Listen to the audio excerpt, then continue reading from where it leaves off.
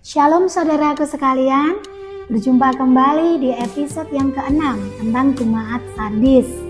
Tapi sebelumnya saya ingatkan kembali untuk Anda berkenan mensubscribe channel kami dan menekan lonceng notifikasi. Sehingga ketika episode kami upload dan sudah siap ditayangkan, maka Anda segera mendapatkan pemberitahuan. Dengan demikian Anda tidak akan pernah terlewat dari pelajaran kitab Wahyu ini.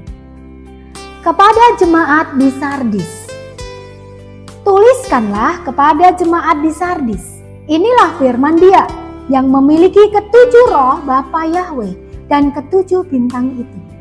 Aku tahu segala pekerjaanmu, engkau dikatakan hidup padahal engkau mati. Apa maknanya saudaraku? Jadi jemaat Sardis ini, Yesus mengatakan bahwa mereka itu hidup tetapi mereka mati. Yesus mengerti dan mengetahui segala sesuatu yang terdapat di dalam hati jemaat dan di dalam hati setiap orang, setiap kita yang seolah-olah hidup namun rohaniahnya mati. Yesus memerintahkan agar kita segera bangun, artinya segera menyadari segala kekurangan kita, kemalasan kita, keterpurukan, keputusasaan, keletihan, dan bahkan kita mengenal semua kepahitan, semua kekecewaan yang masih terselip di hati kita, di hidup kita, yang membuat setiap pribadi terjebak di dalamnya. Bangunlah dan kuatkanlah apa yang masih tinggal, yang sudah hampir mati. Sebab tidak satupun dari pekerjaanmu aku dapati sempurna di hadapan Bapakku. Karena itu ingatlah bagaimana engkau telah menerima dan mendengarnya. Turutilah itu dan bertobatlah. Karena jikalau tidak berjaga-jaga, aku, Yesus, akan datang seperti pencuri. Dan engkau tidak tahu pada waktu manakah aku tiba-tiba datang kepadamu. Apa maknanya saudaraku? Yesus berkata, hai, bangunlah. Jangan lama-lama kau terlena pada kepahitan, kekecewaan, keterpurukanmu. Jangan toleransi semuanya itu. Fokuslah pada amanat agungnya. Jangan lagi malas. Bangkitlah dan kuatkanlah lagi imanmu, iman kita, agar kita juga dapat menyelamatkan jiwa-jiwa lain yang sedang terpuruk dan menuju ke jurang maut. Jadi ayo kita selamatkan diri kita sendiri dan juga orang lain. Yesus berkata bahwa tidak satupun dari pekerjaan kita yang didapatinya sempurna di hadapan Bapa. Perkataan ini ditujukan kepada kita yang menyebut diri kita sebagai orang-orang percaya. Benar, memang kita sudah ke gereja, bertobat, berdoa, bersekutu, bahkan melayani dan dengan penuh waktu. Tetapi Yesus melihat bahwa pribadi-pribadi ini hanya melakukannya sekedar rutinitas untuk kepuasan sendiri, untuk kebanggaan, untuk mendapatkan pujian. Ayo kita selidiki, apakah kita di dalamnya?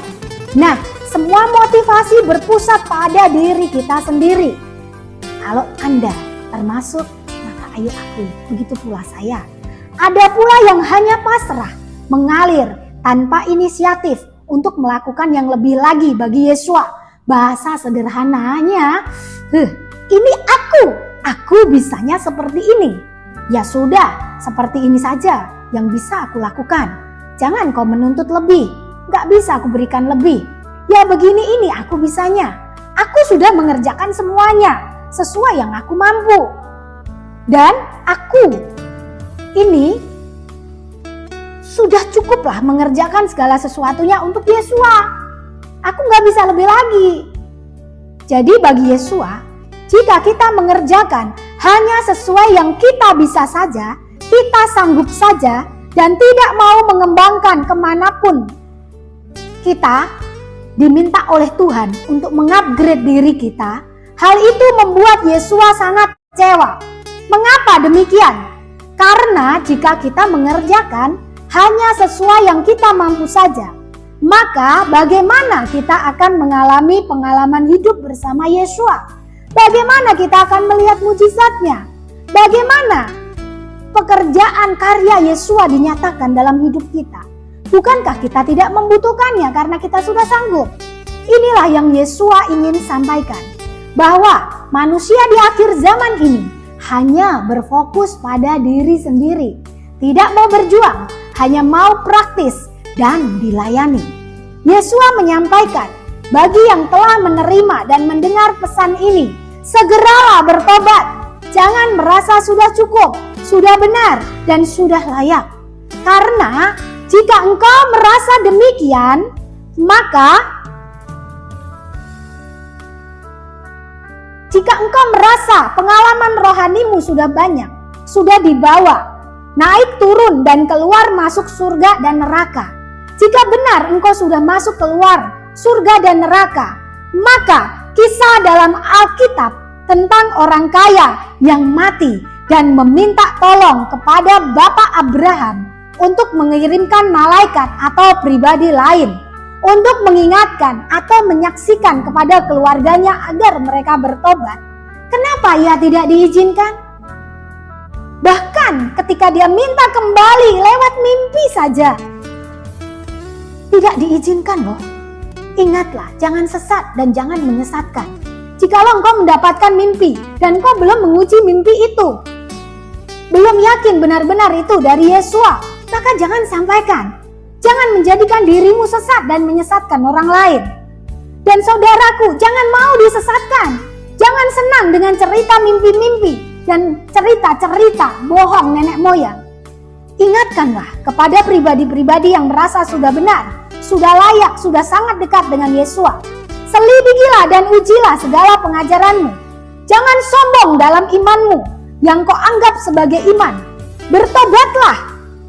Karena jika tidak demikian, maka Yesua akan mendatangimu dengan tiba-tiba. Dia akan datang seperti pencuri. Dan jika kita didapatinya tidak layak, maka Yesua akan melewati kita yang demikian. Tetapi yang di Sardis, ada beberapa orang yang tidak mencemarkan pakaiannya, maka mereka akan berjalan dengan aku dalam pakaian putih, karena mereka adalah layak untuk itu. Barang siapa menang, ia akan dikenakan pakaian putih yang demikian. Aku tidak akan menghapus namanya dari kitab kehidupan, melainkan aku akan mengaku namanya di hadapan Bapakku dan di hadapan para malaikatnya. Siapa bertelinga, hendaklah dia mendengarkan Roh kepada jemaat-jemaat. Jadi mendengarkan yang dikatakan Roh kepada jemaat-jemaat. Apa maknanya? Di Sardis, di akhir zaman ini, tetap terdapat beberapa orang, pribadi dalam hitungan jari, yang tidak mencemarkan pakaiannya. Artinya, yang hidup tidak menurut tren dunia ini, tetapi yang tetap waspada dan berserah kepada Yesua sepenuhnya. Meskipun harus mengalami banyak kesulitan, bahkan harus kehilangan kebebasan, hak, kesenangan, dan hidupnya bagi Yesua. Tetapi apa yang Yesua katakan kepada orang seperti ini? Kepadanya akan diberikan pakaian putih dan akan dilayakkan untuk berjalan bersama Yesua. Dan namanya tidak akan dihapus dari kitab kehidupan. Bahkan Yesua akan mengakui dan membela kita di hadapan Bapa dan para malaikatnya. Jadi dalam uraian ini, apakah Anda termasuk dalam jemaat Sardis? Jikalau iya, maka lakukanlah apa yang menjadi pesan dari Roh Kudus, dari Yesua HaMasiah, dari pembahasan kita hari ini.